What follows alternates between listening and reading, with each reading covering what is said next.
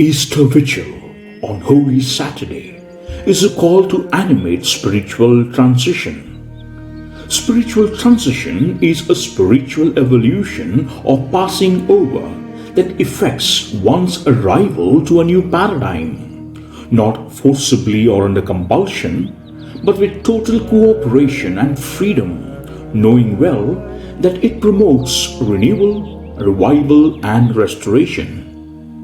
The scripture readings of this night, while focusing on the entire plan of God's salvation history, present that God directly or by using His chosen ones will animate spiritual transition. The symbols of light, water, and the new Song-Alleluia concretize the meaning of transition, welcome new members into the body of Christ, offer prayers for the world, and witness the good news of the risen Christ.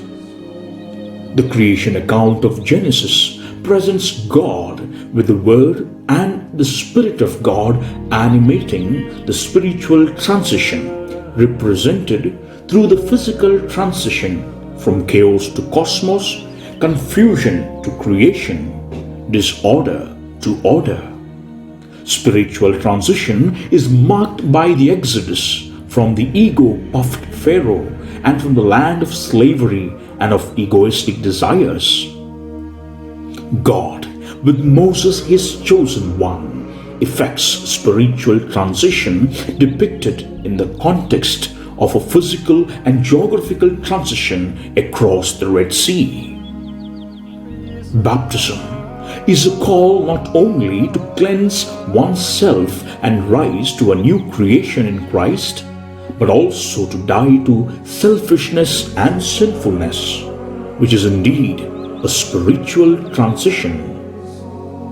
Risen Christ animates spiritual transition by forgiving the disciples who betrayed and deserted him, by renewing the broken bond of friendship and restoring them to a new status of brotherhood, aimed at sending them out to animate spiritual transition. God animates spiritual transition not forcefully, but only in the one who, like Abraham, believing that God would show and God would provide, is ready to go forth. As depicted by the scripture readings, discomfort, disappointments, wavering faith, stubbornness, absence of the consciousness of sin, dead conscience, prowl after momentary pleasure, and absence of self-worth are the blocks to animate spiritual transition. In the night of the Easter Vigil, in an ambience filled with darkness and silence, the Church calls to enter the tomb of our hearts, our minds, and our conscience, and ask oneself, am I ready to animate spiritual transition? What are the blocks hampering this process? Do I believe like Abraham? Am I a creation or a confusion? Let's seek for an answer.